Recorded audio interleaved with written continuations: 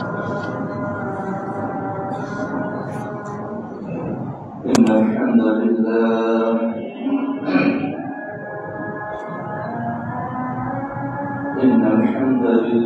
نحمده ونستعينه ونستغفره ونؤمن به ونتوكل عليه ونعوذ بالله من شرور أنفسنا ومن سيئات أعمالنا من يهده الله فهو المهتدي فلا مضل له ومن يضلله فلا هادي له ونشهد أن لا إله إلا الله وحده لا شريك له ونشهد أن محمدا عبده ورسوله يا أيها الذين آمنوا اتقوا الله حق تقاته ولا تموتن إلا وأنتم مسلمون يا أيها الناس اتقوا ربكم الذي خلقكم من نفس واحدة وخلق منها زوجها وبث منهما رجالا كثيرا ونساء واتقوا الله الذي تساءلون به والأرحام إن الله كان عليكم رقيبا أما بعد فإن خير الحديث كتاب الله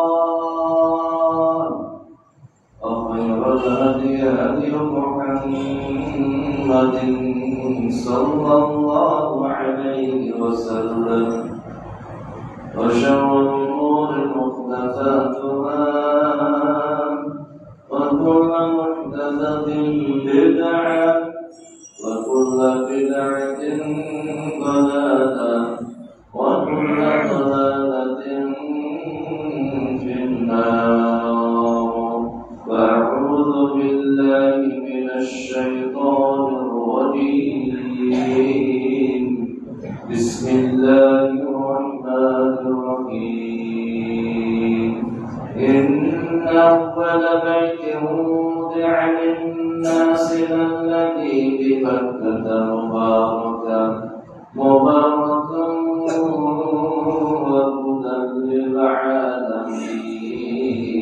للعالمين وقال تعالى في موضع وسارعوا إلى مغفرة من ربكم وجنة عرضها السماوات والأرض أعدت للمتقين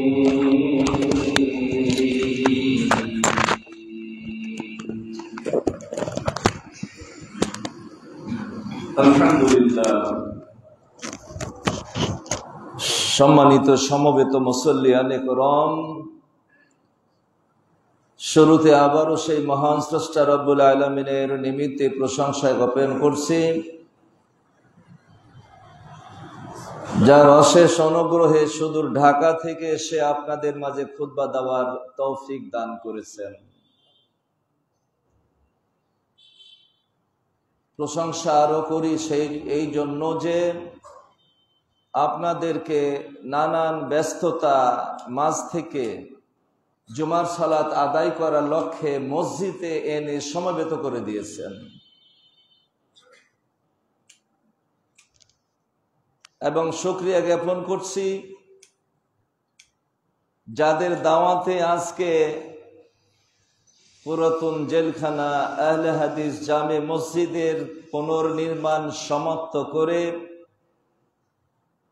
আজকের উদ্বোধনী খুতবা দেওয়ার জন্য আমাকে আমন্ত্রণ জানিয়েছেন। তাদেরও শুকরিয়া জ্ঞাপন করছি এবং মোবারকবাদ জানাচ্ছি তাদেরকেই যাদের পরিশ্রম, ত্যাগ এবং তিতিক্ষা,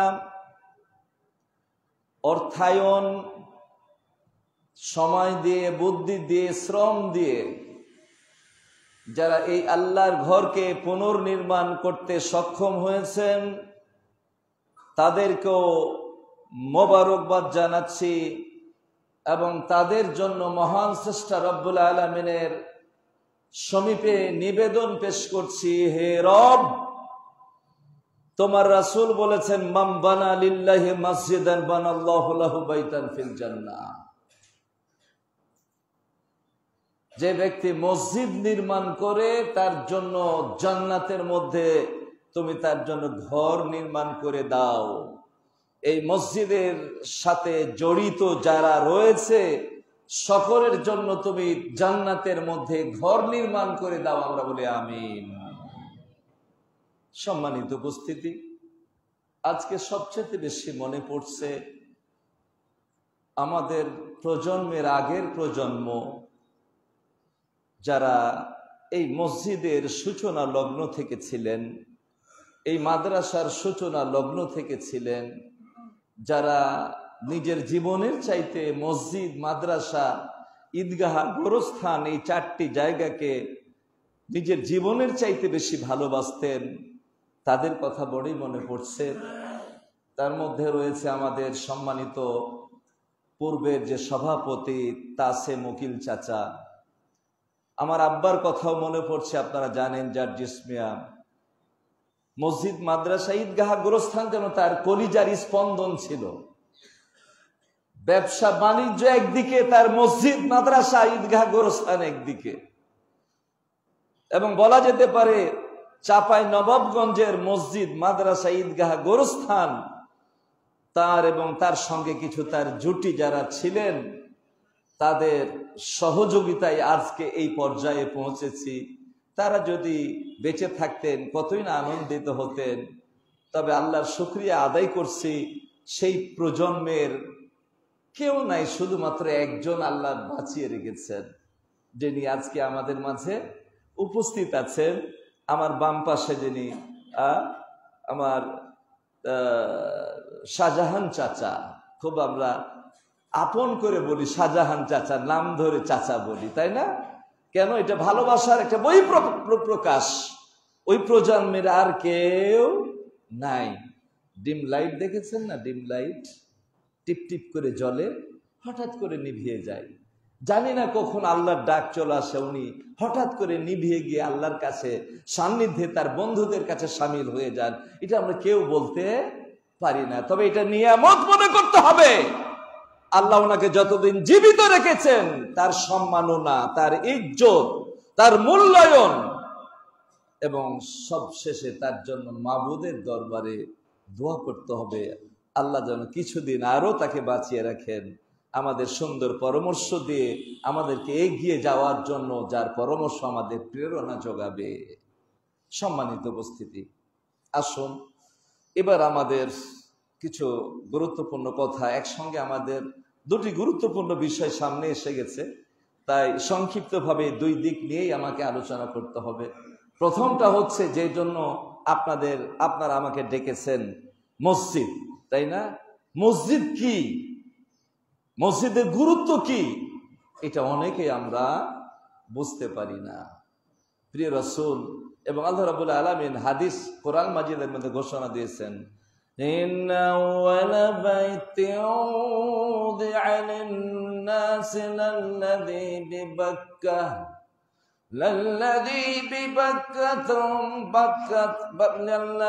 বিবাক্কাত মুবারাকান ওয়া হুদাল লিল আলামিন।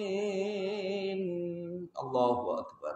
মহান স্রষ্টা আল্লাহ বলছেন, ইন্না আউয়ালা বাইতিন, মানুষের ইবাদতের জন্য সব প্রথমে যে কাজটা আল্লাহ করেছেন, সব প্রথম যে ঘরটা করেছেন সেটা হচ্ছে মসজিদ, যেটা মক্কাতে অবস্থিত।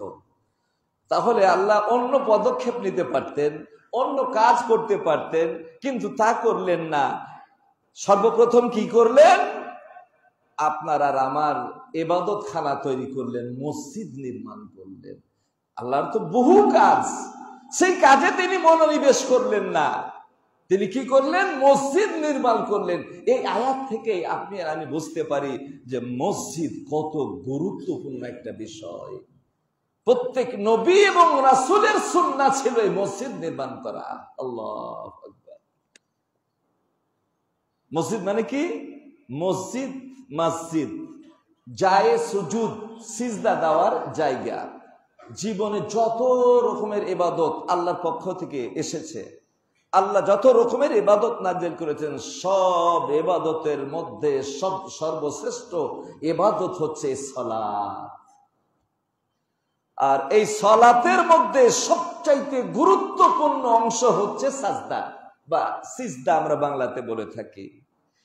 তাহলে এই সিজদা এত গুরুত্বপূর্ণ, আপনি একটা সিজদা দিবেন আর আল্লাহ রাব্বুল আলামিন আপনার আমল নামা থেকে একটা গুনাহ মাফ করে দিবেন, নেকি যোগ করবেন, আর আপনার একটা মর্যাদা বেড়ে গেল। আল্লাহু আকবার। মসজিদ এমনই একটি জায়গা যে মান গাদা ইলাল মসজিদ আও রাহা বানাল্লাহু লাহু আ'আদাল্লাহু লাহু নুজুলাহু ফিল জান্নাহ। যে ব্যক্তি সকালে অথবা সন্ধ্যায় মসজিদে যদি প্রবেশ করে, মসজিদে যদি যায়, তাহলে যতবার যাবে, কুল্লামা গাদা আও রাহা, যতবার সে মসজিদে যাবে প্রত্যেকবারে জান্নাতে তার জন্য মেহমানদারি তৈরি হয়ে গেল। আপনি কি মনে করেন মসজিদকে? আজকে আপনি মসজিদকে গুরুত্ব দেন না। রাসূল সাল্লাল্লাহু আলাইহি ওয়াসাল্লাম বলেছেন, আহাব্বুল বিলাদি ইলাল্লাহি মাসাজিদুহা। পৃথিবীর বুকে যত জায়গা আছে সবচাইতে প্রিয় জায়গা হচ্ছে আল্লাহর কাছে কি? মসজিদ। আর নিকৃষ্ট জায়গা হচ্ছে বাজার। আমরা বাজারে ঘন্টার ঘন্টা কাটিয়ে দিতে পারি, কিন্তু মসজিদে যদি খুতবার টাইম 5 মিনিট দূরে হয়, তাহলে আমাদের অ্যালার্জি শুরু হয়ে যায়, ইসপিস উসপিস শুরু হয়ে যায়। ঘড়ির দিকে তাকাই, আরে ইমাম সাহেবের, খতিব সাহেব কি পাইছে কি আজকে? ঘড়ির দিকে তাকাই না, ঘড়ির দিকে তার দেখতে পাই না, তার কি চোখে অন্ধ নাকি? ঘড়ির দিকে দেখে না কেন? মানে মসজিদ থেকে কখন বের হয়ে নিকৃষ্ট জায়গা বাজারে বসবে, তার জন্য মসজিদে ওর মন টিকে না। আলহামদুলিল্লাহ আপনাদের মুসল্লিরা ভালো, এখানে এরকম কেউ নাই আমার মনে হয়। এখানে যারা মুসল্লি আছে আপনারা খুবই ভালো। আপনাদেরকে বলছি না, অনেক জায়গার কথা বলছি, যে খতিব যদি একটু দেরি করে ওদের অ্যালার্জি শুরু হয়ে যায়। এটা হওয়া ঠিক না, এটা ঈমানের লক্ষণ না। আরে রাসূল বলেছেন, হাদিসটার সানাদ একটু দুর্বল, এরপরে বলছি যেহেতু প্রসঙ্গে এসে গেল। বলছে, মান রাআর রাজুলা ইয়াতাদুল মসজিদ, যাকে দেখবে যে মসজিদে যাচ্ছে, ফাশহাদু লাহু বিল ঈমান, ঈমানের সাক্ষ্য দিয়ে দিও যে ঈমানদার। কারণ ঈমান ছাড়া মসজিদে প্রবেশ করবে না। আর মসজিদ হচ্ছে বাইতু কুল্লি তাকিয়্যিন। হাদিস বলছে যে মসজিদটা হচ্ছে প্রত্যেক মুত্তাকির বাড়ি। যারা মুত্তাকি, এরা বাজারে সময় কাটার চাইতে মসজিদে বেশি সময় কাটাতে চায়, এদের মনটা মসজিদের দিকে আকৃষ্ট হতে চাই। আরে মসজিদ তো তাকেই বলা হয় যার অন্তর মসজিদের সঙ্গে লেগে থাকবে। কাল কিয়ামতের কোটে যেদিন আরশের ছায়া ছাড়া কোনো আর ছায়া থাকবে না, সেই দিন আল্লাহ তাআলা যাদের অন্তঃকরণ মসজিদের দিকে লেগে থাকবে, যে অন্তর দিয়ে মসজিদকে ভালোবাসবে, জীবনের চাইতে মসজিদকে মূল্যায়ন করবে, তাকে কাল কিয়ামতের কোটে আরশের ছায়ার নিতে তিনি কি দিবেন? ছায়া দান করবেন। আল্লাহু আকবার। আপনি কি এরপরও মসজিদ থেকে অবহেলা করবেন? এরপরে মসজিদের মূল্য বুঝবেন না? এরপরে মসজিদে একটু বেশিক্ষণ বসে থাকার জন্য আপনি স্পিচ করবেন না? এটা করা ঠিক না। আপনাদের অনুরোধ করে বলি, আপনাদের পায়ে হাত রেখে বলি, আপনাদেরকে বিনয়ের সঙ্গে বলি, মসজিদে যদি 5টা মিনিট বেশি বসে থাকেন, এর নেকি, এর বেনিফিট কি কাল কিয়ামতের কোটে আপনি বুঝবেন। সেদিন আফসোস করবেন, আর কেন আধা ঘন্টা বসে থাকেনি, আর কেন কিছুক্ষণ সময় মসজিদে বসে থাকিনি। আরে মসজিদ এমনই একটি জায়গা, আপনি নামাজের জন্য শুধু বসে থাকবেন যে নামাজে এখনো দেরি আছে, আমি নামাজটা পড়ে বের হব, যতক্ষণ বসে থাকবে আপনি যেন নামাজেই আছেন এটা আল্লাহ লিখে দেবেন। আল্লাহু আকবার। শুধু কি তাই, আপনি মসজিদের জন্য অপেক্ষা করছেন, নামাজ শুরু হলে নামাজ পড়বেন, অপেক্ষা করছেন কিসের জন্য? নামাজ পড়বেন, সালাত আদায় করবেন ইমাম সাহেবের সঙ্গে। একজন ফেরেশতা আপনার কাছে এসে বসবে, আর বসে কি বলবে? ফেরেশতা আপনার জন্য আসবেন, আপনার পাশে বসে পড়বেন, আর বলবেন কি?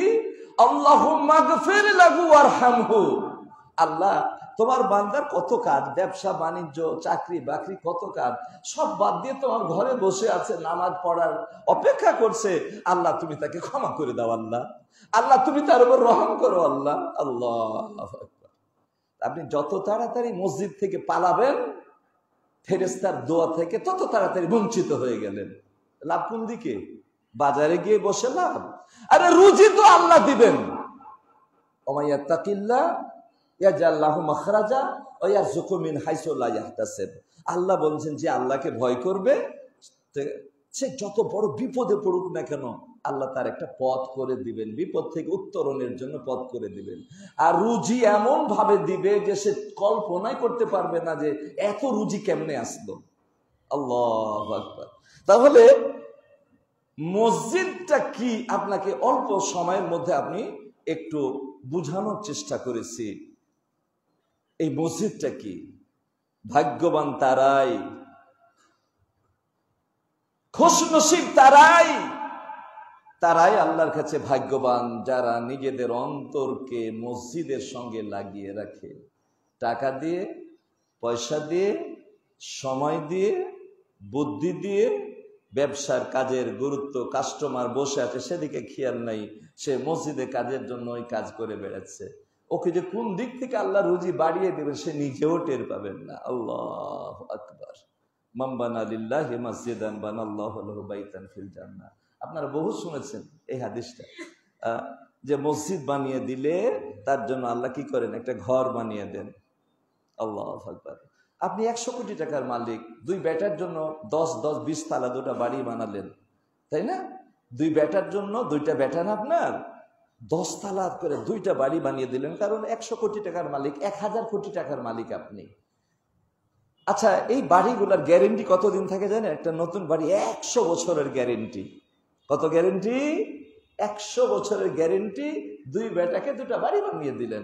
আচ্ছা বলেন তো, আপনার বেটা 1 বছর বাঁচবে আর গ্যারেন্টি আছে?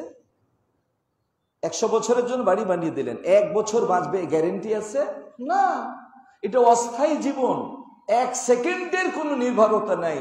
পৃথিবীতে কত বাবা তার সন্তানের লাশ নিয়ে কবরে যায়, আপনি কি দেখেননি? আপনার চোখে কি পড়েনি? আমরা কি দেখিনি? দেখেছি। কিন্তু 2 ছেলের জন্য 2টা আমরা বাড়ি বানিয়ে দিলাম। এটা কি সন্তানকে প্রকৃত ভালোবাসা হলো? আমি বলি, বর্তমান যারা আমরা পিতা আছি সন্তানদেরকে ভালোবাসা, এটা ভুয়া ভালোবাসা। এই ভালোবাসার কোনো মূল্য নাই। যেটা স্থায়ী জীবন, পরকালের জীবন, উখরাবী জীবন, যে জীবনের কোনো শেষ নাই, অনন্তকালের জীবন, যদি 2 সন্তানের নামে 2টা মসজিদ বানিয়ে দিতেন গরিব এলাকায়, 2টা ফ্লোর তৈরি করে দিতেন, তাহলে জান্নাতে আপনার 2 ছেলের জন্য 2টা বাড়ি তৈরি হয়ে যেত, যেটা অনন্তকাল আপনার সন্তান ভোগ করতে পারত। তো ওই বাড়িটা, যে বাড়িতে থাকার গ্যারেন্টি আছে, অনন্তকাল আপনার ছেলে থাকতে পারবে, ছেলের নামে, বাবা মার নামে বাড়ি বানিয়ে দিলেন না, দুনিয়াতে বাড়ি বানিয়ে দিলেন, তাহলে আপনার ভালোবাসাটা এটা ভুয়া ভালোবাসা না? যে জীবন 1 মিনিটের গ্যারেন্টি নেই বাঁচার, তার গুরুত্ব আপনি বেশি দিলেন, আর পরকাল অনন্তকালের জীবনের গুরুত্ব আপনি দিলেন না। এই জন্য সৌদি আরবে দেখেছি যারা শাইখ, যাদের টাকা আল্লাহ দান করেছেন, তারা কি করে? এখানে বলা হচ্ছে মান বানা লিল্লাহি মসজিদান, যে ব্যক্তি মসজিদ বানিয়ে দিবে। মসজিদ মানে কি অংশ না, পুরো মসজিদ। তো তারা করে কি, একটা পুরো মসজিদ একাই বানিয়ে দেয়, কারণ এখানে হাদিস আছে মসজিদ বানিয়ে দিলে জান্নাতে ঘর হবে। পুরা মসজিদ একাই বানিয়ে দেয়, এরকম বহু ইতিহাস আমার জানা আছে। বা 10 তলা মসজিদ একটা ফ্লোর তৈরি করে দিয়ে দিল, কারণ একটা ফ্লোর মানে একটা মসজিদ, আর একটা মসজিদ মানে জান্নাতে একটা ঘর। আল্লাহু আকবার। এটা সবার কষ্ট পেয়ে হবে না, কারণ আল্লাহকে সম্পদ সবাইকে দেননি, তাই না? যাদেরকে সম্পদ দিয়েছে তারা এই হাদিসটাকে এইভাবেই তাদের নেওয়া উচিত। আল্লাহ আমাকে 100 কোটি টাকার মালিক দিয়েছে, ছেলে মেয়েদের জন্য তো যথেষ্ট আছে, যথেষ্ট রেখে গেছি, আর আপনার জন্য আপনার অ্যাসেট করে যান। অনেক ভাই আমাদের এখানে আছে যে বাবা মা কোটি কোটি টাকার সম্পদ রেখে গেছে, তারা কবরে চলে গেছে। মসজিদ যদি বানিয়ে দেন, মৃত্যু ব্যক্তিদের কাছে পাঠানোর জন্য 12টা কোরিয়ার সার্ভিস আছে। সব কোরিয়ার, সুন্দরবন কোরিয়ার সার্ভিসে পাঠালে ওই মৃত্যু বাবা মার কাছে পৌঁছবে না। এর জন্য 12টা, 2টা হাদিস, একটা 5টা, একটা 7টা। এটা বলার সুযোগ নাই, আমি ঈদগাহের মাঠে বলেছিলাম গতবার সম্ভবত। এই 12টা কোরিয়ার সার্ভিসের মধ্যে একটা আছে মাম্মানা মসজিদান, যে ব্যক্তি মসজিদ বানাবে এর বাবার নামে, এর সবটা বাবার কাছে এই কোরিয়ার সার্ভিসের মধ্যে চলে যাবে। কারণ পরকালে কিছু পাঠাতে চাইলে আপনার আর আমার খেয়াল খুশির মতো পাঠালে চলবে না। এখন আমরা কি করি, সব উল্টা করি। বাবার মৃত্যু দিবস পালন করি, আর কি করি আমরা, এই মৃত্যু দিবস পালন করে মানুষকে দাওয়াত দিয়ে খাওয়াই, আর বাবার কবরের আযাবটাকে বৃদ্ধি করি। বলুন কি বললেন ভাই ইহসানুল্লাহ? মৃত্যু দিবসে বাবার নামে গরিব মিসকিনদেরকে খাওয়াইলে, বন্ধু বান্ধব খাওয়াইলে কবরের আযাব বাড়বে? বল জি, বুখারী শরীফের হাদিস, ইউআযাবুল মাইয়িতু ফি কাবরিহি মা নিহা আলাইহি। কেউ যদি নিহা মানে মৃত্যুকে কেন্দ্র করে যে অনুষ্ঠানই করেন না কেন, এই অনুষ্ঠানের নাম হচ্ছে নিহা অনুষ্ঠান। যে ব্যক্তি এই অনুষ্ঠান করবে, গরু মারবে, ছাগল মারবে, তার জন্য কি হবে, তার বাবা বা তার মায়ের কবরে আযাব দেওয়া হবে। আপনার ইচ্ছা মতো পরকালে কিছু পাঠার সুযোগ নাই, পাঠাইতে হবে। এই যে 12টা কোরিয়ার সার্ভিস আছে, সম্ভব হলে আর একদিন ব্যাখ্যা দিয়ে আলোচনা করব, এর মাধ্যমে আপনাকে পাঠাতে হবে। হ্যাঁ, তবে ওই ব্যক্তি পাঠাতে পারেন, ওই ব্যক্তি গরু জবাই করে মৃত্যু দিবস পালন করতে পারে ওই ব্যক্তির জন্য। কে? যে চাইবে যে আমার বাবা কবরের শান্তিতে কেন থাকবে, একটু আযাব হোক না। বুঝা গেছে কথা? যে চাইবে যে আমার বাবা কবরে কেন শান্তিতে থাকবে, একটু ফেরেশতাদের মুখদর দিয়ে পিটাক না, একটু ওই অজগর সাপগুলো একটু এসে ছবল মারুক না। কেউ যদি এটা চায় তাহলে সে গরু জবাই করে মৃত্যু দিবস পালন করে তার নামে কি করবে, নিয়াহ অনুষ্ঠান করবে, খাওয়া দাওয়া করবে। সম্মানিত উপস্থিতি, মসজিদ এখন যারা গরিব মানুষ, সবার তো আর 100 কোটি টাকার মালিক না, সবাই তো নাই, তারা কি করবে? তাদের জন্য তাহলে মসজিদে ঘর নির্মাণ হচ্ছে না, তারা ফাঁকে পড়ে গেলেন, তাই না? না না না, এবার একটা হাদিস বলি আপনাদেরকে একটু শামিল করার জন্য। প্রিয় রাসূল মুহাম্মদুর রাসূলুল্লাহ সাল্লাল্লাহু আলাইহি সাল্লাম কত সুন্দর করে একটা হাদিস বলেছেন যে, যে ব্যক্তি গরিব মানুষ, লক্ষ লক্ষ টাকা দিতে পারে না, সবাই তো আর আমার ভাই ডাক্তার আফজাল হোসেনের মতো সবাইকে আল্লাহ করেননি, তাই নাকি? সবাইকে করেননি। তো যাকে করেছেন ভাই সিরাজুল ইসলামের মতো ভাই, যিনি একটা ফ্লোর দান করেছেন, আলহামদুলিল্লাহ বলবেন না?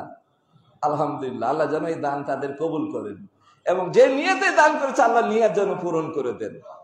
তো আর যারা দাওয়ার মতো সামর্থ্য রাখে তাদেরকেও দাওয়ার নিয়ত যেন করে দেন।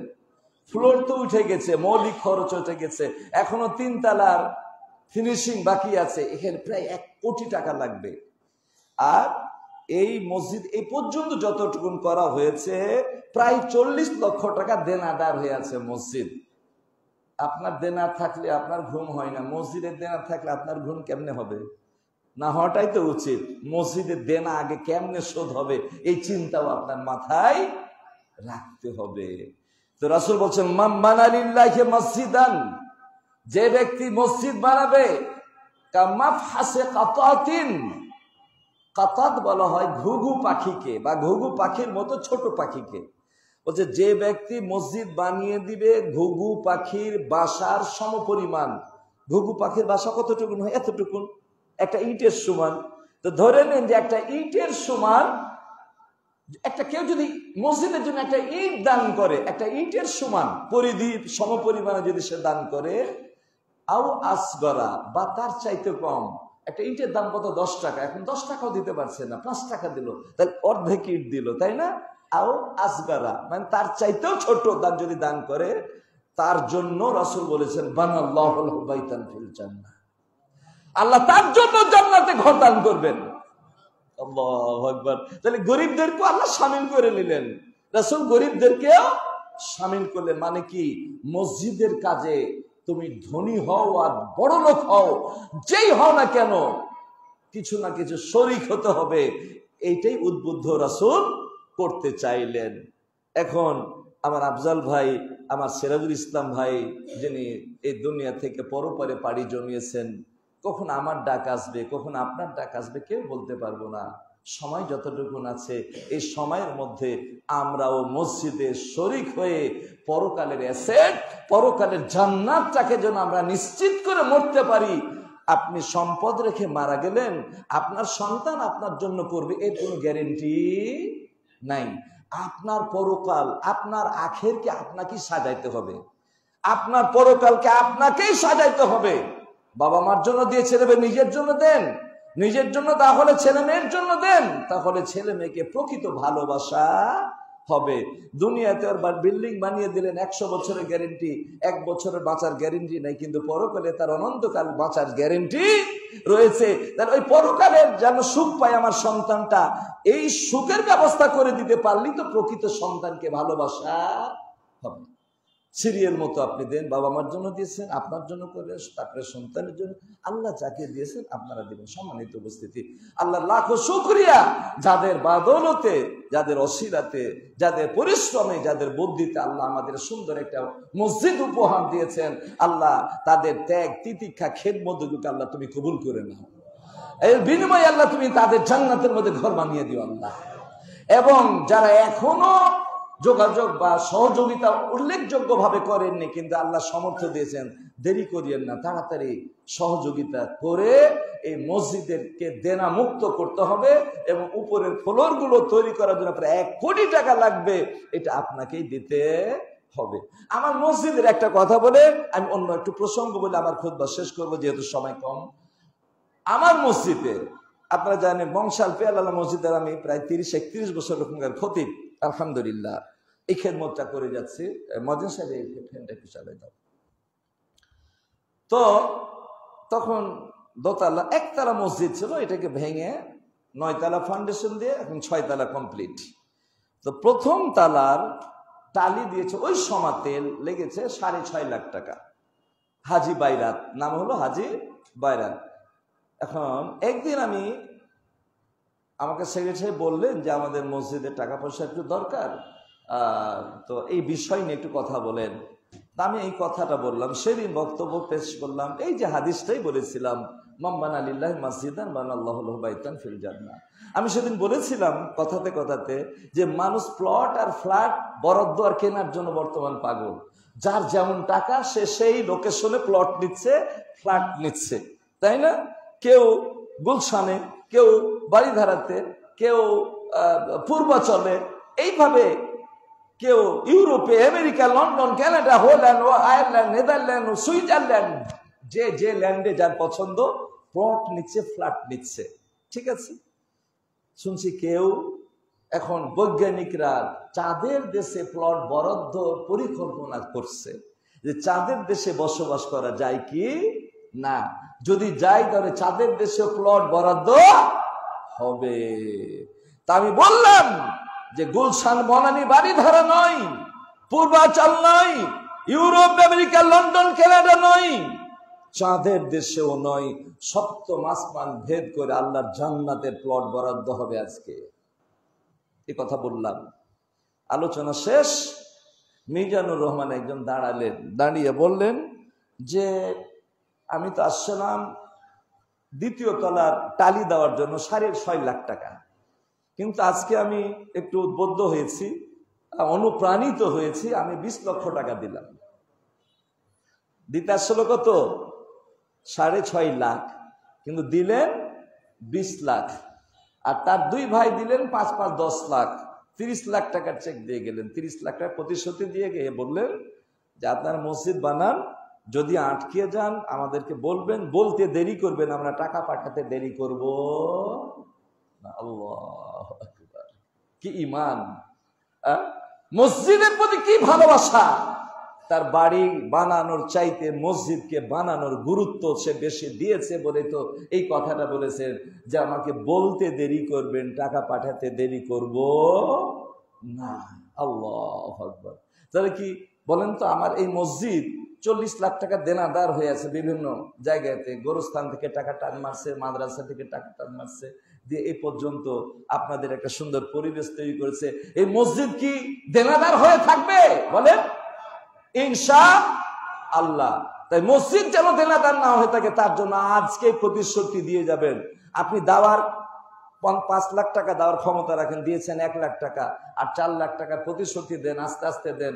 মসজিদকে দেনামুক্ত করতে হবে ইনশাআল্লাহ। এর বিনিময় কি দুনিয়াতে পাবেন?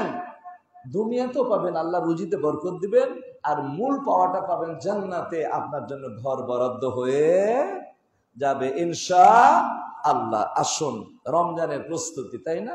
প্রস্তুতি নিয়ে তো আমার বন্ধুবর হুমায়ুন কবির গত জুমাতে আপনাদের কিছু কথা শুনিয়েছেন, মানে কিছু কথা হালকা করে দিয়েছেন, এই জন্য আমি আগের বিষয় নিয়ে একটু বেশি কথা বললাম।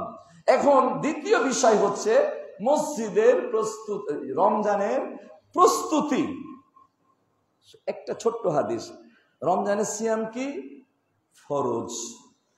আচ্ছা, ফরজ সিয়ামের বেনিফিট কি, এর গুরুত্ব কি পরিমাণে, অনেক কথা শুনবেন আপনারা ধারাবাহিকভাবে। আমি 2-5 মিনিট শুধু কথা বলে শেষ করব। একটা নফল সিয়াম যদি আপনি রাখেন তা আপনার জন্য বেনিফিট কি, আগে একটু শুনেন। মান সামা ইয়াওমান ইবতিগা ওয়াজহিল্লাহ, যে ব্যক্তি একটা নফল সিয়াম রাখবে আল্লাহকে রাজি এবং খুশি করার জন্য, বা'দাল্লাহু ওয়াজহাহু মিনান নারে 70 খরিফান, আল্লাহ তাকে 70 বছরের দূরত্বে তাকে সরায় নেবেন জাহান্নাম থেকে। আর একটা হাদিস আছে 100 বছরের কথা। 100 বছর একটা দ্রুতগামী ঘোড়া যেভাবে চলবে, 100 বছর চলে যে জায়গাতে যাবে, আল্লাহ তাকে জাহান্নাম থেকে একটা নফল সিয়াম পালনের জন্য আল্লাহ তাকে সরায় নেবেন। এখানে দূরত্বটা বড় কথা নয়, মানে আল্লাহ তাকে জাহান্নাম থেকে বাঁচিয়ে দিবেন, মুক্ত করে দিবেন।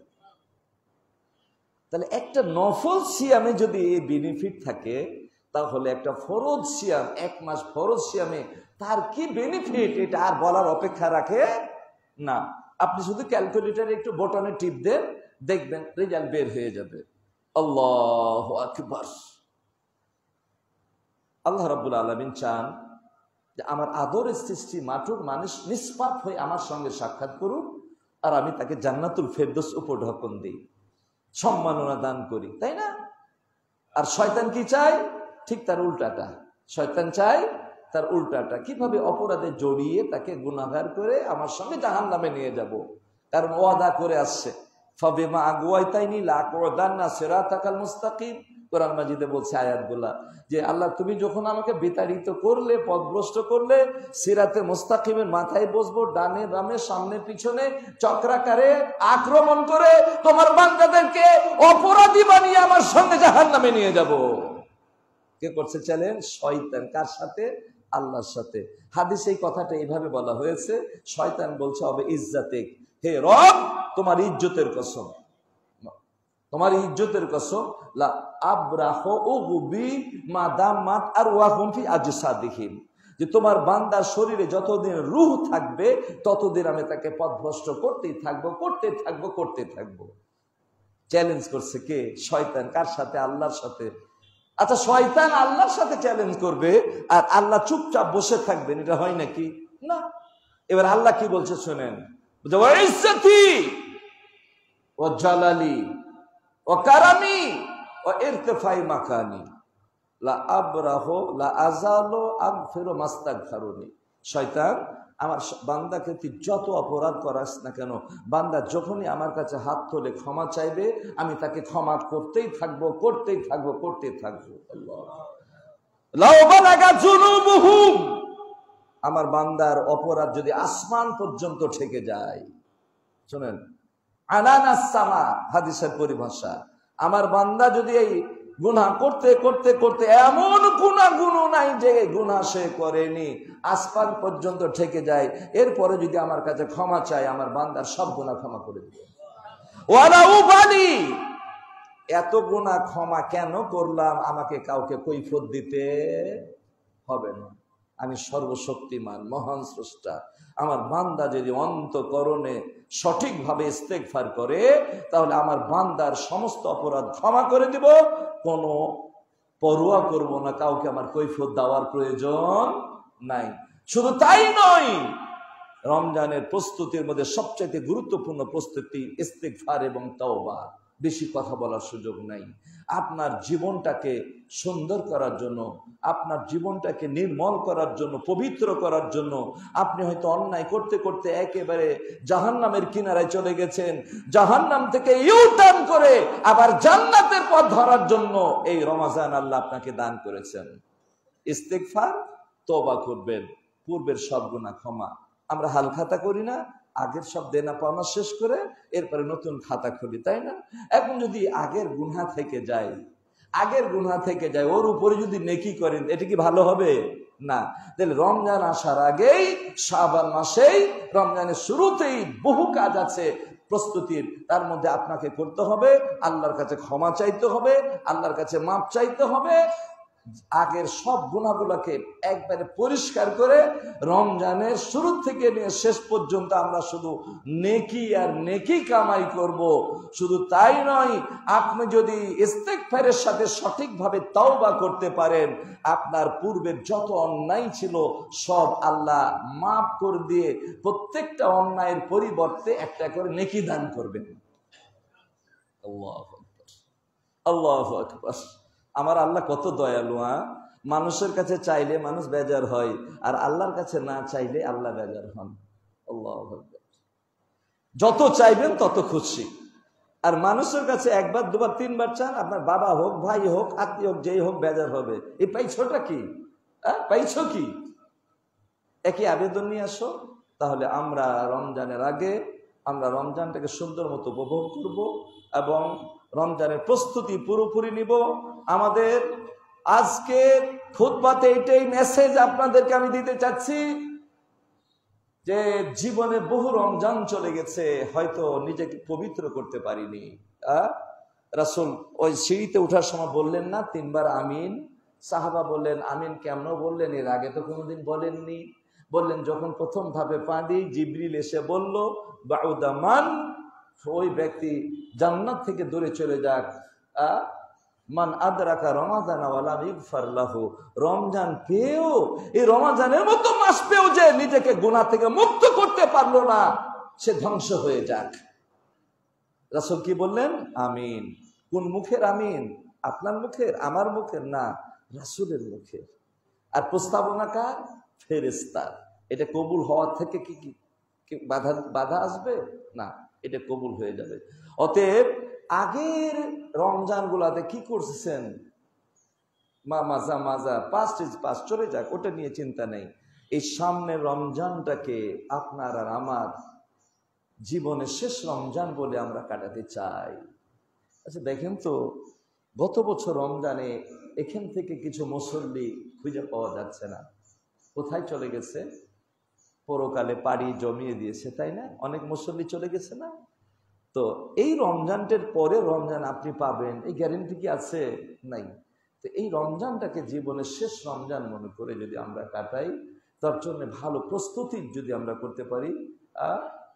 বলা হয়েছে ইংরেজিতে একটা কথা যে ওয়েল বিগান ইজ হাফ ডান। একটা কথা বলা যে কোনো জিনিসের শুরুটা যদি ভালো হয়, প্রস্তুতি যদি ভালো হয়, তাহলে ধরে নেওয়া যায় যে অর্ধেকটা এগিয়ে থাকলো। আল্লাহু আকবার। আমরা প্রস্তুতি যদি ভালো রাখি, তাহলে আমাদের যেন অর্ধেকটা এগিয়ে থাকলো। আল্লাহ আমাদের প্রস্তুতি ভালো হলে আমাদের ইবাদতগুলো ভালো হবে, নেকগুলা ভালো হবে। আমরা ইনশাআল্লাহ পূর্বে কি হয়েছে আমরা একটা রুটিন তৈরি করে নেব। শেষ কথা, আমার একটা রুটিন করব। গত বছর কোরআন মাজিদ খতম দিতে চাইছিলাম, এটা কোরআনের মাস, দিতে পারিনি, কি কি কারণে দিতে পারিনি। আমি গত বছরে আমি এই এত টাকা দান করতে চেয়েছিলাম, দিতে পারিনি। গত বছরে আমি এই ভালো কাজটা করতে চাইছিলাম, করতে পারিনি, কেন? নোট করে ওই কারণ যেন আর সামনে না আসে। এবার কোরআন মাজিদ আমাকে খতম করতেই হবে, প্রতিযোগিতা শুরু করে দিতে পারেন আপনার বাড়িতে ছেলেদের মাঝে। এই যে আগে কোরআন মাজিদ খতম করবে তাকে ঈদের গিফট ছাড়া আলাদা একটা গিফট দেওয়া হবে। আপনি স্বামী স্ত্রীতে একটা প্রতিযোগিতা করতে পারেন, বলবেন যে তুমি যদি আগে কোরআন খতম করতে পারো তোমাকে আলাদা একটা গিফট দিব, আর যদি আমি পারি আমাকে আলাদা একটা গিফট দিতে হবে। এরকম একটা প্রতিযোগিতার মাধ্যমে কোরআনের মাস, কোরআনের সাথে সম্পর্ক রাখতে হবে। যে কোরআন কাল কিয়ামতের কথা বলবে, কোরআন যদি আপনার পক্ষে কথা বলে আপনার জন্য জান্নাত সহজ, আর কোরআন আপনার বিরুদ্ধে চলে গেলে নবী রাসূলের সুপারিশও কবুল হবে না, আপনাকে জাহান্নাম সুনিশ্চিত, আপনাকে জাহান্নামে যেতেই হবে। আপনি কোরআনের সাথে কি ব্যবহারটা করেছেন? আপনি যদি কোরআন পড়তেই না জানেন তাহলে কি কোরআনের সাথে জুলুম করলেন না? আপনি বিরুদ্ধে কোরআন কথা বলবে না, আপনার পক্ষে তো কোরআন মাজিদ কথা বলার কথাই না। অতএব এই রমাজানে কোরআন পড়তে জানি না, এই রমাজানে হুজুর রেখে, মৌলবী রেখে, ইমাম রেখে, মুয়াজ্জিন রেখে কোরআন মাজিদ শিখতে হবে, নইলে কাল কিয়ামতের পেটে অন্ধ হয়ে আপনাকে উঠতে হবে। অনেক কথা। তাই পরিশেষে একটা রুটিনের মাধ্যমে আমরা প্রথম টার্গেট যে কোরআন খতম আমাকে করতেই হবে, আমাকে এই মাসে রমজানের গুনাহ থেকে মুক্ত হতেই হবে, আর জীবনে আমার গুনাহ আমার যেন না হয়, বা এরকম সমস্যায় যেন আমরা না পড়ি। সম্মানিত আসুন আর কথা বাড়াবো না, আপনাদের জন্য দোয়া করি, আবারও দোয়া করি আল্লাহ রাব্বুল আলামিন আপনাদের খেদমত গুলোকে কবুল করে নেন। আর যারা এখনো খেদমতে শরীক হতে পারেননি, আজকেও আপনারা ইমাম মুয়াজ্জিন সাহেবের কাছে নাম লিখিয়ে যাবেন যে ইনশাআল্লাহ আমি আগামীতে এই পরিমাণই দিব, লাগুক না একটু সময়। আরে নিয়াত করে ফেলেন, আল্লাহ দিবে। কারণ মসজিদকে দেনা মুক্ত রাখতে হবে, মসজিদের বাকি কাজগুলা করতে হবে। এটা আপনাদের অনুদানেই, আপনাদের সহযোগিতায় এটা হবে। আল্লাহ রাব্বুল আলামিন যেন কবুল করেন। আমিন। ওয়া আখিরু দাওয়ানা আলহামদুলিল্লাহ।